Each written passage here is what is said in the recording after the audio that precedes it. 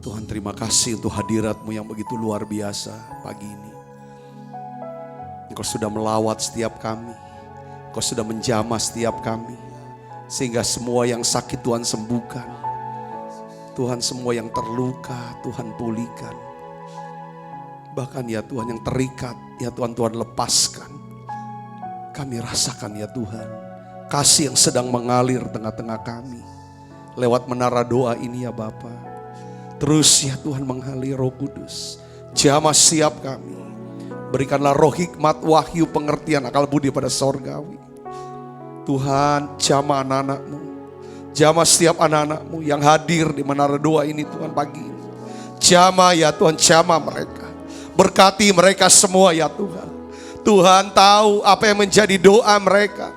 Jeritan hati mereka. Hamba-Mu sepakat berdoa bersama dengan anak-anak-Mu yang hadir di menara doa ini ya Bapa. Tuhan Yesus, ingat mereka, jawab mereka ya Tuhan. Terima kasih Tuhan, terima kasih. Biarlah firman, pengajaran firman Tuhan ini mengubahkan kami semua ya Tuhan. Urapi hamba-Mu untuk dapat menyampaikan pesan firman-Mu dalam bahasa yang sederhana dan mudah dimengerti. Terima kasih banyak Bapa. Di dalam nama Yesus, semua kita yang siap menerima firman dan hati gembira, sama-sama katakan amin. Silakan kembali Ibu Bapak. Shalom, selamat pagi saudara. Luar biasa pagi ini kita boleh menikmati hadirat Tuhan yang luar biasa. Saudara, hari ini saya ingin bagikan satu tema memang untuk kehidupan sehari-hari. Tapi ini penting banget saudara.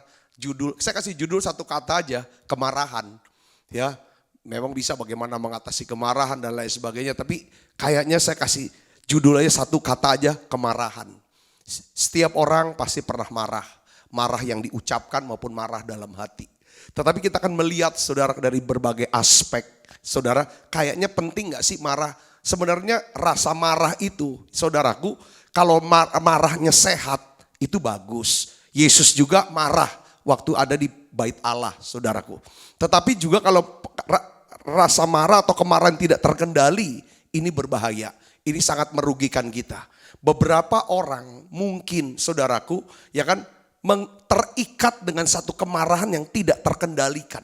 Saudara, nah hari ini kita akan melihat apa yang terjadi. Saudara, apa dampak, ya kan? Apa kerugiannya kalau kita, ya kan, bisa mengendalikan kemarahan. Bukan boleh, tidak bisa atau tidak boleh marah.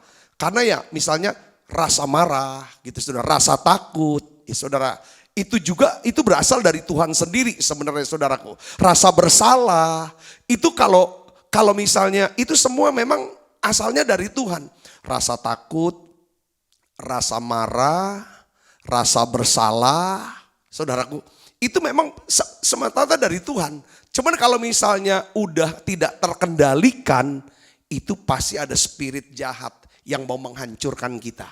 Saudaraku, mari kita akan buka Alkitab kita dari Amsal 29 ayat 22. Kita bahas tentang sisi kemarahannya dulu. Ya kan, si pemarah menimbulkan pertengkaran. Dan orang yang lekas gusar banyak pelanggarannya. Ya, jadi saudaraku, dari kalimat ini ya Amsal ya kan Salomo menjelaskan bahwa si pemarah menimbulkan pertengkaran. Orang yang lekas gusar banyak pelanggarannya. Jadi kemarahan ini punya label harga. Saudara, kata label harga itu gini, kalau kita pergi ke mall, saudara pergi ke mall atau pergi ke toko, di situ baju ada label harganya. Artinya apa saudaraku? Ya kan? Kalau kita mau memiliki ini, maka kita harus bayar harganya, saudaraku. Jadi kalau kita tahu bahwa kemarahan itu ada harga yang harus kita bayar. Saudara, kalau kita menyadari kebenaran ini, ya kan, bahwa kemarahan memiliki label harga atau ada harga yang harus kita bayar. Kayaknya harganya kemahalan lah pokoknya kalau, ya kan, maka kita akan lebih mudah mengendalikan kemarahan dalam hidup kita. Nah ini dia, ini perjuangannya terus menerus. Oleh karena itu makanya Rasul Paulus dia menasehati, bukan tidak boleh marah, marah boleh, tapi yang sehat. Nah bagaimana caranya? Dia ngatur kemarahan itu saudara. Efesus 4 ayat 26 sampai 27. Mari kita akan baca. Ya, 1, 2, 3. Apabila kamu menjadi marah, jadi boleh dong marah, ya kan? Janganlah kamu berbuat dosa, ya kan? Sampai maksudnya malah yang tidak terkendali itu adalah marah yang membuat kita berbuat dosa. Janganlah matahari terbenam sebelum padam amarahmu. Artinya marah boleh, tapi jangan sampai tidak terkendali. Kalau toh marah yang sehat pun jangan sampai dibawa sampai besok. Sebelum tidur udah damai. Api marahnya udah gak ada lagi. Saudara, nah sekarang dijelaskan di dalam ayat 27. Saudara, ini ada kaitannya. Kalau kita simpan kemarahan, ya kan, sampai dibawa tidur, saudara, tidurnya bareng dia. Lama-lama saudara dibikin dia tidak bisa tidur. Jangan mau tidur dengan kemarahan. Kalau kita mau tidur sama kemarahan, terpaksa banyak orang minum obat tidur. Nah, dan orang yang mau tidur sama kemarahan, ya kan di sini katakan dia sedang memberikan kesempatan. Buat siapa? Iblis. Kalau kasih kesempatan iblis, kesempatan apa? Kesempatan untuk iblis apa sih? Kita sudah bahas. Kesempatan iblis, kita kasih kesempatan apa? Untuk apa? Menebar ketakutan. Itu senjata iblis. Pertama dibuat ketakutan. Takut, cemas, gelisah, khawatir. Lalu kesempatan iblis, maksudnya iblis kasih kesempatan apa? Kita kasih kesempatan apa? Untuk berdusta. Dia ngomong terus, roh dusta dia. Dia mendustai. Saudara, kita harus percaya sama perkataan iblis daripada firman nanti. Beri kesempatan iblis dari apa? Kita biarkan kita jatuh di dalam dosa, dalam pencobaan. Dosa artinya tidak mempercayai Tuhan, meragukan Tuhan, kecewa sama Tuhan, marah sama Tuhan.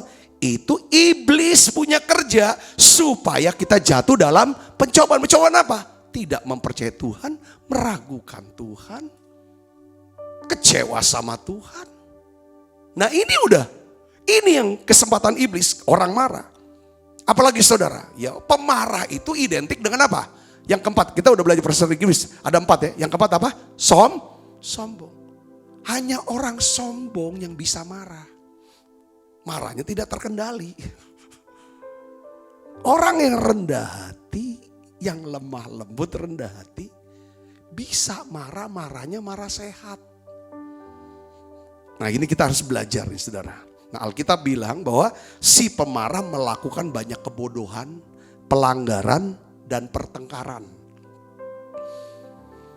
Ya, dampak apa sih dampak kemarahan? Ini harus kita tahu nih saudaraku. Dampak kerugian daripada kemarahan yang tidak terkendali, yang tidak sehat. Saya berdoa saudara-saudara yang hadir di menara doa ini, saudara harus ngerti benar-benar kebenaran ini. Firman tentang marah. Saudaraku, kita harus tahu ini. Dampaknya harganya terlalu mahal lah. Gak sesuai lah. Gitu saudaraku. Ya kan, seperti kita beli 1 botol aqua harganya 10 juta. Hanya untuk sekali minum air putih. Kemahalan itu. Nanti kita cerita sama orang kita beli aqua harganya 10 juta. Bukan bangga loh karena kita mampu beli. Orang bilang apa? Bodoh. Ngerti gak saudara? Itulah kemarahan. Ya kan beli aqua harga cuma 50 ribu. Kita bayar 10 juta atau 50 juta. Gak bisa bangga. Saudara, nah apa dampak kemarahan? Yang pertama. Kemarahan menyebabkan apa? Pertengkaran.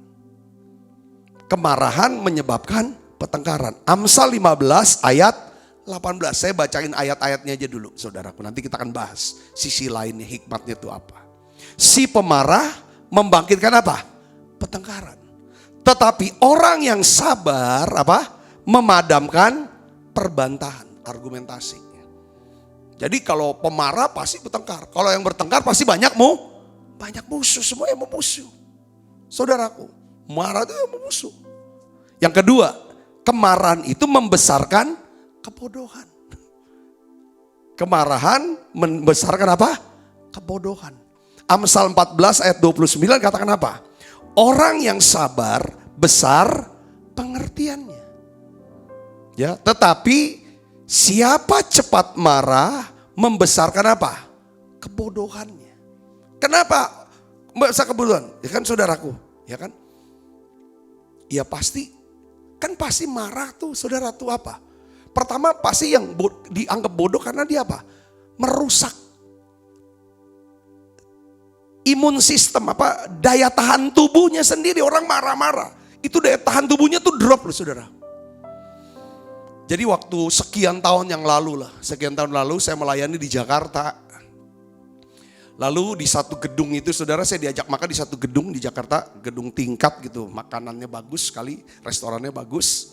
Lalu di pintu masuknya inilah satu teman saya ngajak makan, dia cerita, dia bilang, Pak Sabta, baru kemarin tuh saya tuh ketemu sama teman saya di sini. Dia sama istrinya, sama keluarganya. Saudara, dia bilang gitu kan. Teman saya, dia bilang temannya laki-laki. Dia maki istrinya. Dia marah sama istri, dia maki. Di depan saya Pak Sabta, langsung dia kolaps. Saya kira dia pingsan. Langsung dia pingsan. Rupanya serangan jantung. Di tempat itu juga dia meninggal. Saya kaget, dia bilang. Dia bilang begitu.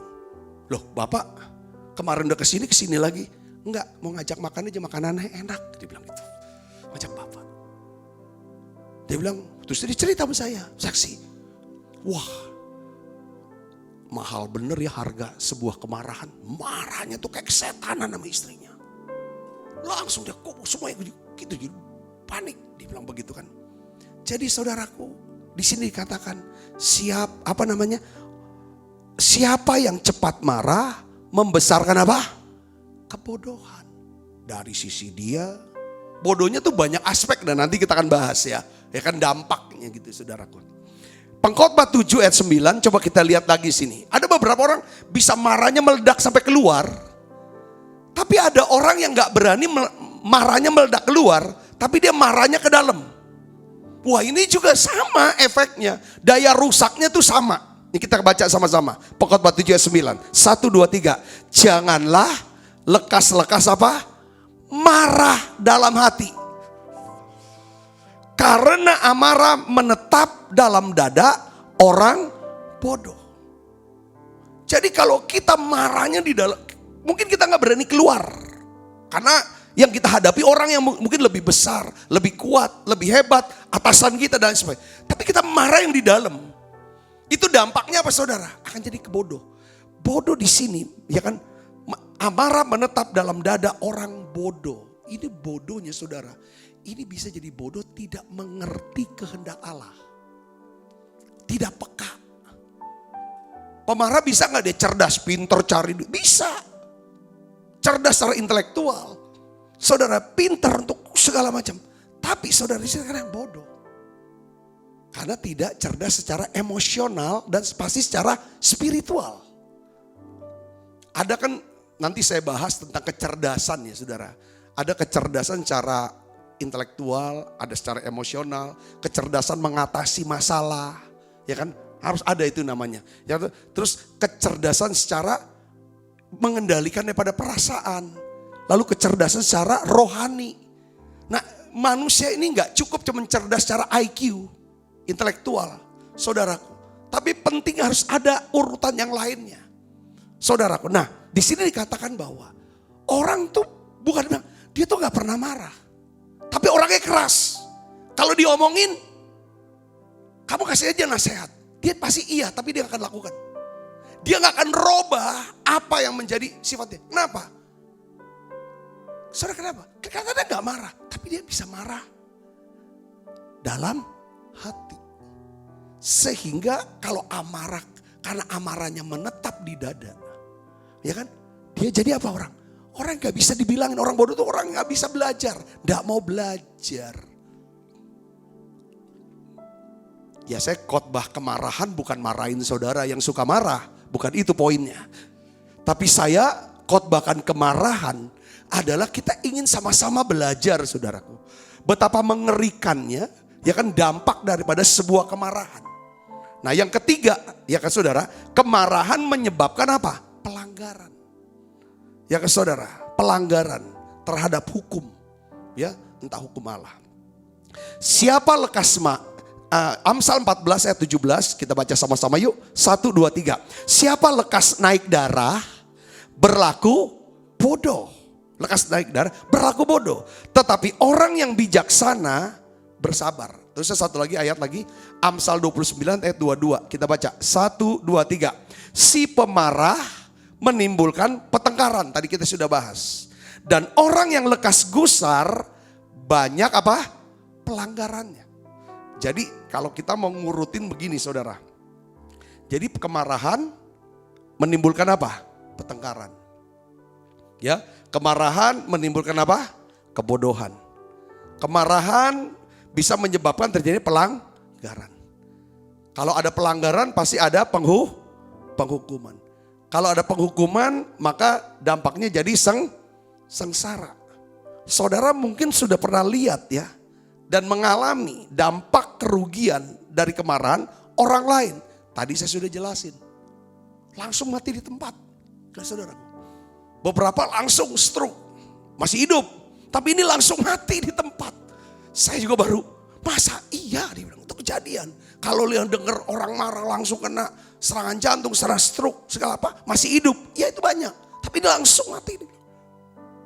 Saudaraku yang sebenarnya dampak itu kita lihat. Tapi juga mungkin saudara berkata, Pak Sabta, betul loh.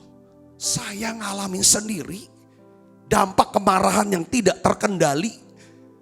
Kemarahan yang tidak sehat, itu saya alami. Ruginya banyak. Sekarang kita belajar dari seorang yang bernama Musa. Jadi ada kata-kata gini saudara ya. Ya kan, apa misalnya orang pinter belajar dari kesalahannya sendiri. Orang bijak belajar dari kesalahan orang lain. Katakan amin. Tapi orang bodoh, orang bebal enggak pernah mau belajar atas kesalahannya sendiri dan juga kesalahan orang lain. Saudaraku yang sebenarnya kita akan belajar. Saudara dari kesalahan Musa. Saudara lihat di sini, Musa ini orang dahsyat. Ini bisa ngobrol 4 mata sama Tuhan. Dia dapat 10 hukum Taurat. Dia lakukan banyak mujizat-mujizat yang tidak pernah terjadi sebelumnya oleh manusia. Dialah manusia Musa yang lakukan itu. 10 tulah, keringkan laut teberau. Saudaraku, itu segala macam. Ini dahsyat orang ini. Cerdas, kuat, hebat, luar biasa. Saudaraku yang Kristus. Tetapi kita melihat saudara satu pelajaran yang sangat berbekas. Musa bisa memulai sesuatu dengan hebat, menjalankannya dengan dahsyat, tapi mengakhirinya gagal. Kenapa saudaraku? Tuhan menolak Musa masuk ke tanah perjanjian karena Musa tidak dapat mengendalikan apa? Kemarahannya. Hanya kemarahan. Saudara, Bilangan 20 ayat 7 sampai 8. Ini ada satu perintah dari Tuhan kepada Musa. Mari kita baca sama-sama saudara. Tuhan berfirman kepada Musa, ambillah tongkatmu itu dan engkau dan Harun kakakmu harus menyuruh umat itu berkumpul. Katakanlah di depan mata mereka kepada bukit batu itu supaya diberi air. Ya, Tuhan katakanlah di depan mata mereka kepada bukit batu. Ngomong sama bukit batu. Bicara sama bukit batu. Ya. Demikianlah engkau mengeluarkan air dari bukit batu itu bagi mereka. Dan memberi minum umat itu serta ternaknya. Saudara ayat 9. Ayat selanjutnya. Ya. Apa yang dilakukan oleh Musa? Musa langsung mengambil tongkat itu dari hadapan Tuhan. Seperti yang diperintahkannya kepadanya. Ketika Musa dan Harun telah mengumpulkan jemaah itu di depan bukit batu itu, berkatalah ia kepada mereka. Apa perkataan Musa? Lihat nih. Ini perkataan orang marah. Lihat saudaraku. Dengarkanlah kepadaku, hai orang-orang durhaka. Orang durhaka, ini orang marah dong. Tuhan gak suruh dia marah sama bangsa Israel. Mereka adalah umat Allah yang dikasihi Tuhan. Tapi Musa berkata, dengar hai orang-orang durhaka. Dia marahin. Saudara yang kedua, terus apakah kami harus mengeluarkan air bagimu dari bukit batu ini? Kami itu Musa dan Harun. Loh, Tuhan kok, bukan dia. Lihat saudara, kalau orang marah, semuanya seolah-olah dia yang berbuat. Dia bisa ini kan orang, lalu seolah dia yang berbuat. Lihat saudara gitu. Tetapi sesudah itu Musa mengangkat tangannya. Lalu apa saudara? Memukul bukit batu itu dengan tongkatnya 2 kali. Maka keluarlah air sehingga umat itu dan ternak mereka dapat minum. Tuhan perintahkan Musa untuk apa saudara? Suruh berbicara kepada bukit batu supaya mengeluarkan air. Tuhan tidak suruh Musa bilang, bangsa durhaka, orang durhaka. Enggak. Tuhan gak suruh Musa marahin mereka. Tuhan yang suruh bicara sama bukit batu supaya keluarkan air. Tapi Musa lakukan apa? Dia marahi bangsa Israel. Yang kedua, dia langgar perintah Tuhan. Tuhan suruh coba bicara, tapi dia pukul bukit batu itu. Saudaraku, apa yang terjadi? Disinilah, saudara. Jadi kemarahan membuat kita bertengkar. Kita tahu bahwa di dalam bilangan apa saudaraku? Ya kan? Terus apa reaksi Musa? Reaksi Tuhan pada waktu itu saudara. Ayat 12 kita baca langsung. Baca lagi. Tetapi Tuhan berfirman kepada Musa dan Harun. Karena kamu tidak percaya padaku. Tidak menghormati kekudusanku di depan mata orang Israel. Itulah sebabnya kamu tidak akan membawa apa? Jemaah ini masuk ke negeri yang akan kuberikan kepada mereka. Wow. Saudaraku. Kemarahan mengakibatkan apa saudara? Pertengkaran. Pertengkaran mengakibatkan apa saudara? Pelanggaran. Pelanggaran mengakibatkan apa? Penghukuman. Penghukuman mengakibatkan apa? Kesengsaraan. Dia tidak bisa masuk tanah perjanjian. Saudara, apa yang menyebabkan Musa bisa melakukan pelanggaran itu? Ayat 2 dan 3, bilangan 22 dan 3 katakan begini. Pada suatu kali ketika tidak ada air bagi umat itu, berkumpullah mereka mengerubuni Musa dan Harun. Dan bertengkarlah bangsa itu dengan apa? Musa. Katanya, sekiranya kami mati binasa pada waktu saudara-saudara kami mati binasa di hadapan Tuhan. Saudaraku yang Kristus, sekali lagi saya mau bicara. Kemarahan menyebabkan pertengkaran. Pertengkaran menyebabkan apa? Kebodohan. Ada tindakan bodoh. Ya kan? Kesalahan. Ya kan? Kebodohan menyebabkan apa? Pelanggaran. Pelanggaran menyebabkan apa? Penghukuman. Penghukuman menyebabkan apa? Kesengsaraan. Ini yang saya bilang. Oleh kemarahannya, Musa bertengkar dengan bangsa Israel. Pertengkaran itu memahitkan hati Musa. Pertengkaran Musa dengan orang Israel menyebabkan dia melakukan tindakan yang bodoh. Tuhan suruh bicara, dia pukul batu karang itu. Saudaraku, kebodohannya menyebabkan Musa melakukan apa? Pelanggaran terhadap perintah Tuhan. Pelanggarannya menyebabkan Musa menerima apa? Penghukuman. Tuhan menolak Musa masuk ke tanah perjanjian. Jadi saya mau ulangi lagi. Pilih nih hari pagi ini saudara. Kemarahan memiliki label harga yang sangat mahal. Kemarahan memiliki label harga yang sangat mahal. Harga sebuah kemarahan Musa adalah apa? Tuhan menolak masuk tanah perjanjian. Kemahalan. Saudaraku, kemahalan. Kita aplikasi dalam kehidupan keluarga. Saudaraku. Amsal 11 ayat 29 katakan begini. Siapa yang mengacaukan rumah tangganya akan menangkap angin. Orang bodoh akan menjadi budak orang bijak. Coba saudara pikirkan dampak kemarahan saudara. Sebagai orang tua, ya, kita sering tergoda menggunakan kemarahan untuk menasehati dan memotivasi anak-anak kita. Kita pakai umur kita yang lebih tua. Jangan menjual ketuaan kita untuk punya hak marah-marah sama anak, sama mantu, sama cucu. Dengar baik ibu bapak yang kasih Kristus. Ketika kita marah sama anak-anak kita, ya saudaraku yang kasih Kristus, manfaatnya tuh nggak panjang. Manfaatnya cuma jangka pendek. Dia mungkin nurutnya hari itu aja. Ketika kita marah sama orang, sama anak-anak kita cuma menempatkan rasa takut mereka sama kita. Bukan menempatkan rasa takut mereka kepada Tuhan. Anak-anak mungkin mendengarkan dan menasihati kita dalam jangka pendek. Tapi enggak jangka panjang, karena ada luka di sini. Siapa yang pernah dimarah sampai seperti kayak orang tua kita benci banget sama kita tuh. Saudaraku, kita bisa nangkepnya mungkin orang tua kita tuh dia bilang aku tuh sayang, karena sayangnya kita tuh ngerasa kayak kok disiksa nih anakku nih. Saudara rasa seperti itu, kayak itu membekas tuh nggak pernah lupa saudaraku. Kayak perlakuan orang tua kita, saudaraku, yang pernah dia marah atau menghukum kita dengan seperti kayak sadis kejamnya.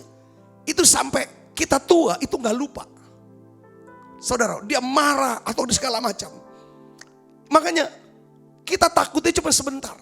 Tapi lamanya itu kayak ada semacam membekas lukanya situ. Nah ini juga berbahaya. Kita kan tumpahkan lagi kemarahannya kepada anaknya lagi. Saudaraku yang kasih Kristus. Sebenarnya gini. Kemarahan itu cuma punya hasil jangka pendek bukan jangka panjang. Jangka panjangnya tuh saudara. Hasil akhir dari kemarahan adalah apa saudaraku? Bahwa kita ini akan diasingkan. Kita akan disingkirkan oleh orang-orang yang kita kasihi. Kita jadi orang yang kesepian. Mana ada orang mau deket-deket sama orang yang suka marah-marah. Betul gak saudaraku? Katakan amin. Ya saudara. Kita jangan pikir bahwa karena kita peduli, karena kita mengasihi, kita punya hak untuk marah-marah. Enggak, gitu saudaraku. Nah ini penting, saudara. Pada akhirnya, saudara, yang kita dapatkan lebih banyak. Kalau kita suka marah, lebih banyak lagi kemarahan. Kita mau marah. Sampai akhirnya kita ini capek. Aku udah capek lo marah. Semuanya gak mau denger. Gitu. Pernah gak denger kayak gitu? Saudaraku yang Kristus, mari kita nyanyi satu lagi. Hatiku tenang berada dekatmu, Kaulah jawaban hidupku. Hatiku tenang berada dekatmu, Kau yang pelihara hidupku.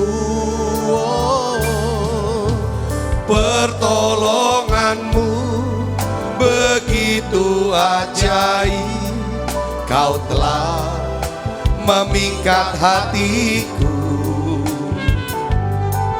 Di saat aku tak sanggup lagi, di situ tanganmu bekerja. Pertolonganmu begitu ajaib, Kau telah memikat hatiku. Kini mataku tertuju padamu. Ku rasakan kasih-Mu Tuhan. Saya kayaknya perlu menjelaskan dan saudara juga udah tahu sebenarnya. Ya, pada saat kita tidak bisa kendalikan kemarahan kita akan kehilangan reputasi kita. Kita akan kehilangan pekerjaan kita. Kita akan kehilangan juga anak-anak kita. Kehilangannya tanda kutip ya. Mungkin mereka masih bersama, tapi mereka udah gak ada hati. Saudaraku, kita akan kehilangan kasih, cinta, suami atau istri atau sahabat. Nah hari ini saudaraku yang Kristus, kita harus tahu, saudara. Kita harus tahu nih saya gak boleh minta maaf. Saya mau bicaranya begini, kemarahan atau ketidaksabaran adalah salah satu dari tanda apa? Kesombongan. Kalau kita bisa marah sama orang, ya kan, orang itu kita memarahi dia karena kita melihat kita tuh lebih dari dia. Kita merasa lebih dari dia. Lebih tinggi, lebih tua, lebih hebat, lebih kaya, lebih berkuasa, Lebih. Jadi kita punya hak untuk kita memarah sama dia. Nah ini saudaraku, kemarahan itu adalah tanda kesombongan. Dan satu-satunya solusi untuk mengatasi daripada kesombongan adalah apa? Belajar rendah hati. Jadi sebenarnya kemarahan itu adalah ungkapan daripada kesombongan. Ya, kesombongan. Kemarahan atau ketidaksabaran. Ya saudara, karena gini. Kemarahan itu masalah ego ya saudara, ego. Istilah bahasa ini ego subjektif. Yang terlalu berlebih itu saudaraku. Yang dimana setiap orang harus bisa sejalan dengan apa? Pikirannya. Ketika tidak ada saudara orang yang mau sejalan dengan pikirannya, maka dia akan menggunakan kemarahannya supaya orang mau sejalan dengan pikirannya. Yang kedua, saudara, ego dari kemarahan itu adalah apa? Karena apa penyebabnya ego ini? Marah ini karena egonya. Pertama pikiran, yang kedua apa? Karena orang tidak mau melakukan apa? Kehendaknya dia. Pikiran itu bisa pendapat, lalu kehendak. Aku maunya ini. Ketika orang-orang tidak menjalankan atau tidak sesuai dengan kehendak dia atau pendapat dia, pikiran dia, muncul kemarahan ini. Nah ini adalah akarnya apa saudara? Kesombongan. Jadi kalau saudara mau Pak Sabta, bagaimana caranya saya bisa ngatasi kemarahan? Kembali ke Tuhan. Kita belajar, kita datang sama Tuhan. Ya kan saudaraku? Kita mau belajar apa? Rendah hati. Karena kerendahan hati adalah ekspresi dari apa? Kesabaran. Kerendahan ekspresi dari apa? Kasih. Kasih itu apa? Sabar. Katakan amin. Nah hari ini, kalau ada di antara saudara yang berkata, Pak Sabta, aku mau belajar mengendalikan kemarahanku yang selama ini tidak terkendali. Aku tahu, ya kan tidak boleh marah seperti itu, tapi tidak bisa. Coba saudara pikir. Ya saudara, ketika kita marah, sampai tidak terkendali, pasti saudara akan kehilangan sukacita keselamatan. Sukacita karena Tuhan. Dampaknya apa? Jauh dari Tuhan. Kita gak bisa nyembah. Saudaraku, kita gak bisa nyembah. Ketika kita jatuh di dalam kemarahan yang tidak terkendalikan, pasti hilang sukacita kita. Hilang damai sejahtera kita. Saudara, entah marah itu dari dalam hati maupun yang keluar. Dampaknya saudara hilang sukacita. Nah, jadi gimana caranya supaya kami bisa kembali sukacita itu? Kami bisa kembali lagi hubungan kami dengan Tuhan. Pertama saudara, ya kan? Saya mau kasih tahu saudara satu, yaitu apa? R pertama namanya repent.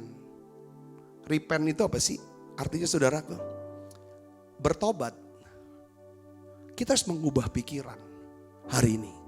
Kalau aku marah terus sampai tidak terkendali, maka aku memberi kesempatan buat setan untuk menebar roh ketakutan. Aku jadi hidup sebagai orang yang penuh dengan ketakutan, kegelisahan, kekhawatiran.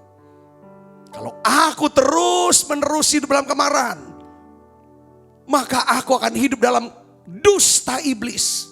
Dia akan beri kata-kata intimidasi yang membuat saya jadi frustrasi dan putus asa.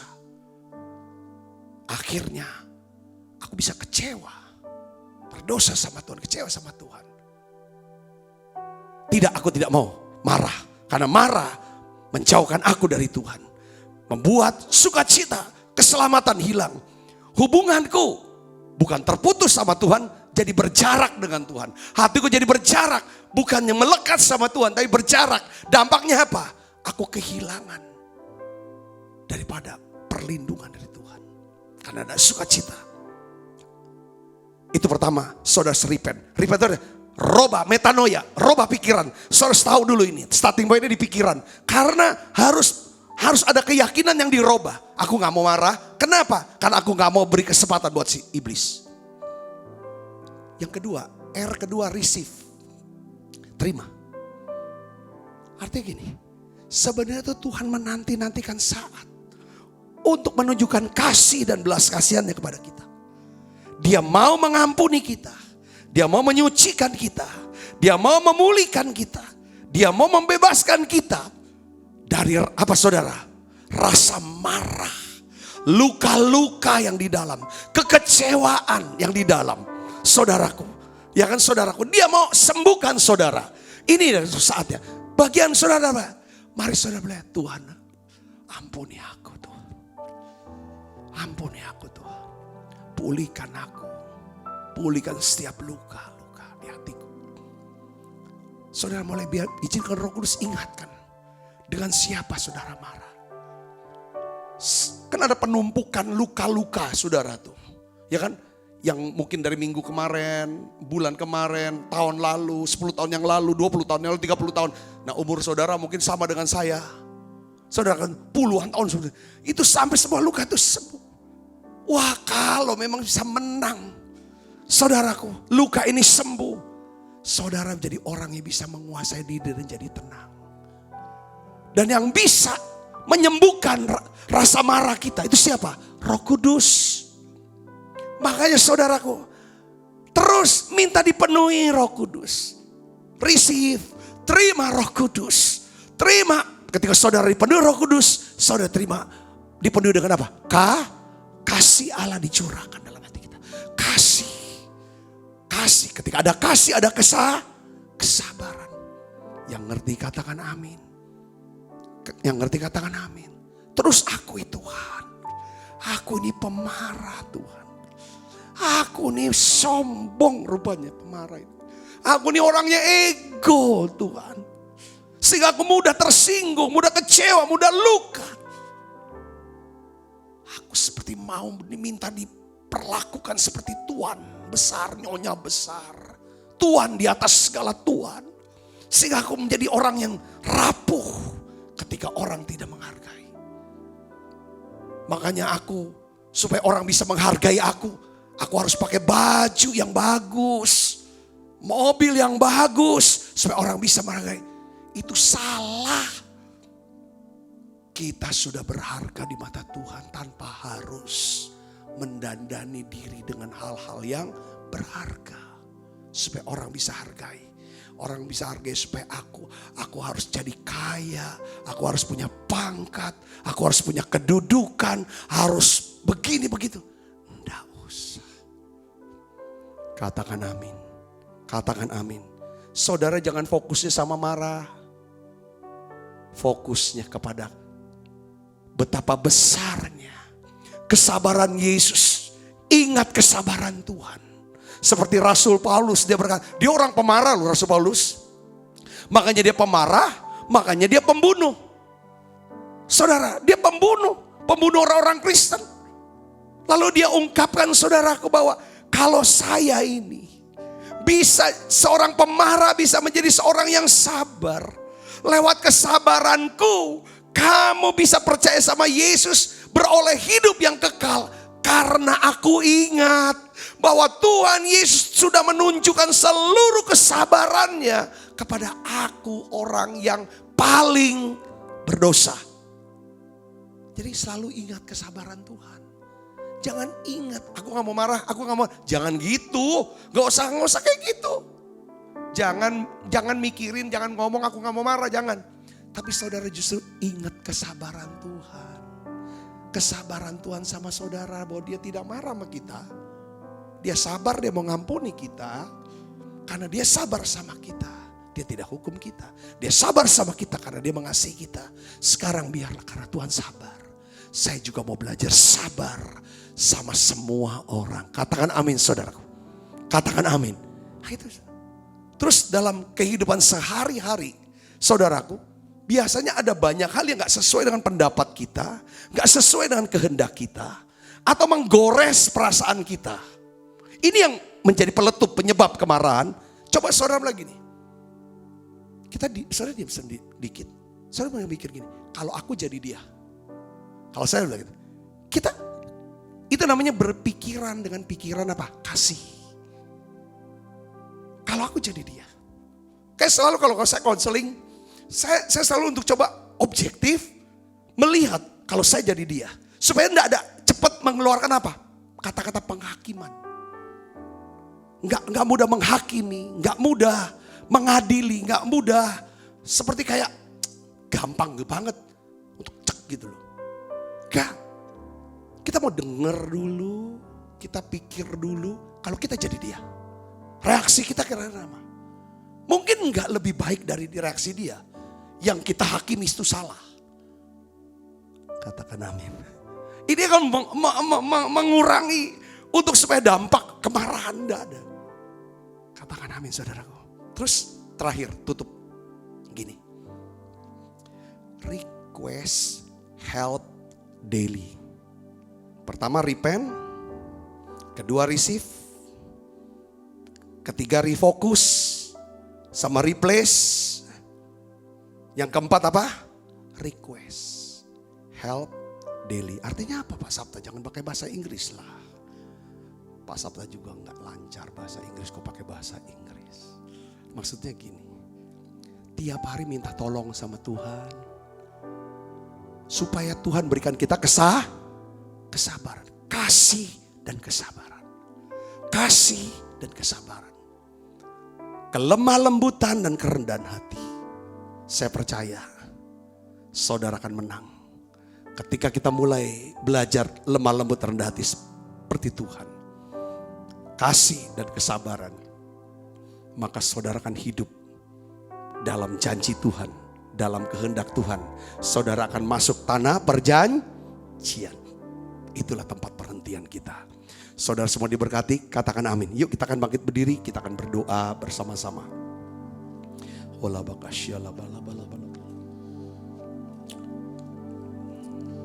Sucikan dan kuduskan. Sucikan dan kuduskan hati ini untuk layak menghadap hadirat-Mu. Tubuh jiwa rohku ku serahkan padamu. Ku menyembah-Mu. Sucikan dan kuduskan hati ini untuk layak menghadap hadirat-Mu. Tubuh jiwa rohku ku serahkan padamu. Ku menyembah-Mu. Katakan tinggikan nama-Mu ya Tuhan. Mulialah nama-Mu ya Tuhan. Tiada lain seperti Engkau ya Allahku. Besar kuasa-Mu. Tiada lain seperti Engkau ya Allahku. Besar kuasa-Mu. Saya berdoa supaya setiap kita, saudara dan saya, kita semua bisa belajar mengendalikan daripada kemarahan kita. Katakan amin saudaraku. Memang paling gampangnya adalah coba kalau lagi naik darah kita nih ke atas mau marah. Coba pakai nada suaranya yang low. Nada suara low kalau mau marah. Pasti saudara itu akan mencegah kita untuk naik darah lagi. Dan itu nada low saudara. Atau diam dulu sebentar. Tarik napas. Nyanyi haleluya dulu 12 kali sebelum marah. Bahasa roh dulu saudaraku ya kan. Setelah itu terus doa sebentar. Minta saudara kata-kata yang ya kan, yang sederhana dan mudah dimengerti. Ya biasanya seperti, yang penting kan poinnya kan bukan marahnya. Bukan mau tunjukkan ekspresi, kekuasaan. Tapi kalau ada sesuatu yang memang perlu dikoreksi. Saudaraku kalau itu anak buah atau anak kita dan lain sebagainya. Kita tinggal ngomong. Saudara, dengan bahasa yang sederhana, mudah dimengerti. Yang jelas buat dia. Tapi dibungkus dengan kasih, itu mantap sekali. Karena segala sesuatu kalau dibungkus dengan nada dan dengan bungkusannya kasih itu awet. kata-kata itu awet. Katakan amin. Kenapa kok kata-kata kemarahan? Biasanya karena nada kemarahan itu mengandung apa saudara? Unsur apa? Ada kesombongan dan kebencian yang sifatnya tuh nggak lama. Makanya nggak bertahan lama. Orang takut sebentar, setelah itu hilang. Tapi kalau ada dibungkus dengan kasih itu awet. Sampai kepada kekekalan tuh kasih. Terus kasih. Semua pelayanan, semua pekerjaan, apapun. Kalau dibungkus dengan kasih Allah. Semuanya awet. Katakan amin, awet. Hubungan saudara, kalau ada kasih dari sorga, awet. Semuanya awet. Bisnisnya awet, pelayanan awet. Katakan amin saudara. Ya, yuk kita akan berdoa. Bapa, dalam nama Yesus, kami mau bertobat, kami mau mengubah pikir kami Tuhan. Bahwa betapa besar kerugian yang harus kami bayar apabila kami memelihara kemarahan yang tidak terkendali dalam hidup kami. Kami akan kehilangan banyak hal, bahkan kami kehilangan tanah perjanjian kami. Tuhan, aku berdoa dalam nama Yesus, biar Roh Kudus curahkanlah kasih-Mu ke dalam setiap hati kami, supaya Tuhan kami punya kesabaran. Kami bisa kendalikan ya Tuhan kemarahan ini. Bapak, aku berdoa dalam nama Yesus, biar Engkau jamah setiap hati anak-anak-Mu. Ampuni kami Tuhan. Kami mau menerima ya Tuhan kasih-Mu. Kami mau menerima ya pemulihan atas setiap luka-luka hati kami, kekecewaan kami. Kami berdoa ya Bapak, biar kami hanya berfokus betapa besar kasih-Mu dalam kami, betapa besar kesabaran-Mu kepada kami. Tuhan, terima kasih Engkau tidak pernah marah, Engkau tidak pernah menghukum kami ya Tuhan. Biar kami pun ya Tuhan belajar ya untuk sabar dan mengasihi sama kami. Juga ya Tuhan, bantu kami Tuhan bisa menguasai diri dan jadi tenang. Terima kasih banyak Bapa.